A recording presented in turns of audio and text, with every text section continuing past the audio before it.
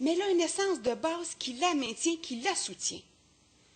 Si elle n'a pas ça, ma fille, mais qui écoute d'autres religions qui sont convaincues, qu'est-ce que ma fille fait? Mais elle achète. L'autre est convaincu, l'autre est vendeur, l'autre est solide. Moi, je comprends rien. Bien, l'autre a l'air génial. L'autre a l'air génial. Et c'est pour ça que moi, je me dis, ça, même si c'est rempli de bonne volonté, là, supposons que c'est rempli de bonne volonté, moi, comme parent, ça m'handicape. Parce que ça va me mettre plein de bâtons des roues. Et pourtant, j'ai plein de connaissances. Bien, je dis que ça m'handicape. Moi, je vais être pas pire. Moi, je vais me démêler. Mais je connais plein de parents que ça handicape. Et pourtant, ils vont arriver avec des questions qu'ils ne pourront pas répondre. Et ils voudraient, sincèrement, au fond d'eux autres, ils aimeraient ça qu'ils entendent parler du bon Dieu, de Jésus, de l'Évangile. Je pense qu'on vous a bien compris. Pas mal. Hein? On arrête. Merci. Oui. Et ça nous amène à un postulat dans ce cours-là que je trouve frappant. Le cours va nous amener à la tolérance, à la vivre ensemble, à une véritable culture publique commune. Le postulat, c'est qu'on ne l'a pas, que ça n'existe pas, un vivre ensemble, une tolérance, une culture publique commune au Québec.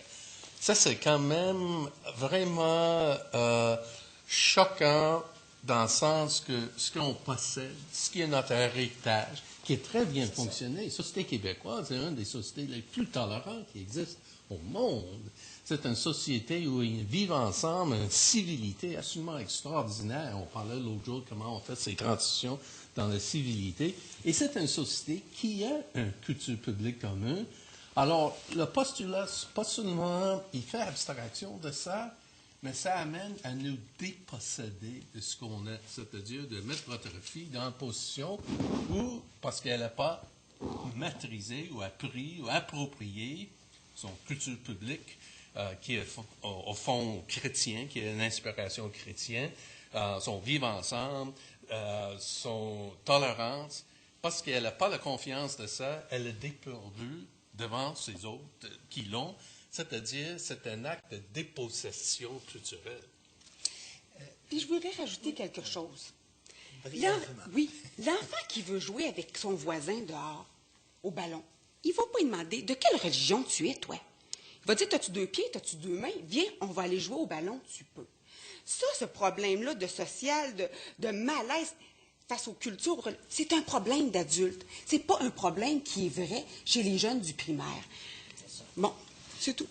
Moi, je voudrais juste dire, M. Olnier, parce que c'est très important, ce que les parents attendent et qu'ils demandent, hein, et ça se répète, c'est avant tout ce qui peut aider existentiellement leurs enfants, mais aussi, c'est un enseignement qui est centré sur la présentation du message chrétien dans la tradition chrétienne. Donc, c'est un enseignement qui leur paraît interchangeable et ils redoutent qu'on fasse une sorte de fourre-tout avec ce cours-là. Et c'est pas ça qu'ils demandent. Ils veulent que c'est un enseignement dans lequel leurs enfants vont retrouver eux-mêmes ce qu'ils ont reçu, même si ça a des hauts et des bas. Tu veux dire la majorité des parents? Mais oui. Tout simplement pour aller dans le sens de ce que Claudette disait, on a souvent vu à la télévision Boris Cyrulnik, qui est le grand spécialiste de la résilience. C'est-à-dire comment un être humain qui a subi une grande épreuve réussit à rebondir. Quels sont les 2 facteurs les plus importants pour qu'il rebondisse? Et Cyrulnik dit qu'il y en a 2 facteurs. L'affection, ce que nous disait Claudette, et le sens. Quand à un moment donné, on réussit à donner à un être humain de l'affection et qu'on réussit à donner un sens à sa vie, à ce moment-là, il a réussi à rebondir. Alors, c'est fondamental. Ce dont nos enfants ont besoin dans l'école, c'est pas d'une multitude de connaissances, c'est de l'affection et c'est un sens. Et puis, pour donner un sens, on ne peut pas donner 50 sens à une vie. On veut donner un sens à une vie. Un autre commentaire? Oui. Ben moi, je pense que les parents s'attendent à ce que leurs enfants se familiarisent avec les événements majeurs de la vie de Jésus. Et c'est les principaux éléments de son enseignement. Et là, ils voient une base solide sur laquelle les jeunes vont pouvoir bâtir leur vie et acquérir un sens au discernement. C'est ce qu'ils nous ont dit, ce qu'ils continuent de nous dire, et c'est à ce à quoi ils s'attendent qu'on réponde à leurs attentes. C'est ça. C'est pas au gouvernement de faire, de concevoir le contenu de la religion. C'est pas... Est-ce qu'on peut conclure en disant que si d'une part, il y a évidemment, ça a été mentionné, une très bonne volonté qui a inspiré cet essai, qu'on n'est pas devant quand même la potion magique. Non. Ni le cheval de Troie. Presque. Ben, le cheval de Troie, peut-être. Parce que l'ennemi Certains ont est des en dedans. doutes sur le cheval de Je Troie. serais méchant. Ça serait un cheval de Troie, mais vide, là. Mais pas la potion magique, sûrement, non plus. Certainement Non. pas. Mais ça- C'est pas ça qui sauve le monde, la potion magique. J'ai une dernière question à vous poser, c'est la suivante, c'est que si on avait à choisir entre dire, par exemple, il faut faire un essai loyal de secours, il faut le refuser a priori, il faut collaborer à la bonification du cours, ou il faut le démystifier, ou il faut essayer d'inventer autre chose.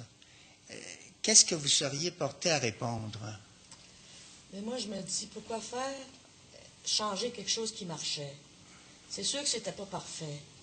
Mais au moins, ce qui est fondamental, c'est que les parents doivent conserver leur droit de choisir. Ils n'ont pas, à mon avis, à se faire imposer une certaine, que j'appellerais une doctrine de l'État. Pédagogiquement, moi, je ne vois pas ce qu'on peut faire avec ça. Alors, je ne vais absolument pas travailler à refaire de quelle façon que ce soit cette histoire-là. Je pense, on y reviendra, je pense, dans une autre rencontre. Ce que je pense, c'est que ce que Mme Saint-Cyr dit, ce que disait Claudette, les parents ont le droit d'exiger ça. Mais si on est rendu dans notre pays qu'on ne peut même pas donner aux gens ce que légitimement ils peuvent obtenir, il faudrait qu'au moins le cours qu'on va bâtir soit absolument pas celui-là, ce soit au moins un cours de culture chrétienne. Je pense qu'on y reviendra là-dessus, mais que ce soit au moins un cours qui tient compte de notre identité québécoise, de façon à ce qu'on sache que ce qui a bâti le Québec, c'est pas autre chose que la culture chrétienne. C'est un minimum.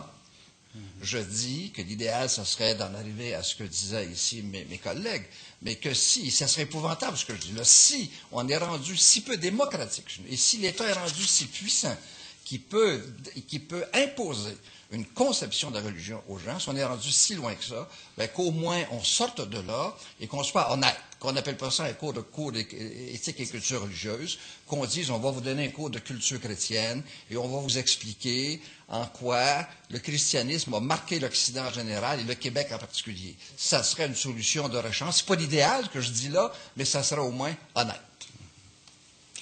Il y a une question qui me vient à l'esprit, mais on n'aura pas le temps de l'aborder, c'est celle pour les gens qui croient qu'ils doivent, qui ont raison de ne pas accepter le principe du droit d'exemption.